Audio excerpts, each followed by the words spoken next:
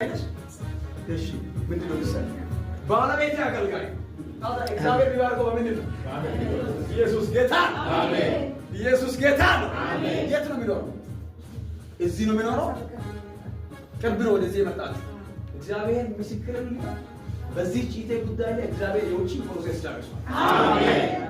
እጃችሁን ዘርጉና በቅርብ ጊዜ ባሉት በቅርብ ጊዜ ከሀገር ወደ ሀገር እየዞራችሁ የጌታን ቃል ትሰብካላችሁ።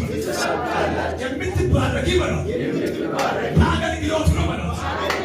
ዘግጅሽን ፒላ ካቲያና ሞሴ ይህ ውሃ በኢየሱስ ክርስቶስም ነገርሽን የሚያንቀሳቅስ ይሆናል። በደሙ ኃይል እየጸልየዋለሁ። በኢየሱስም ተባረሽ። በሰላም ያጀምቱላ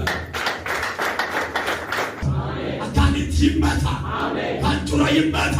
ቀኛችሁን ከፍ አድርጉ፣ አይኖቻችሁን ጨፍኑ።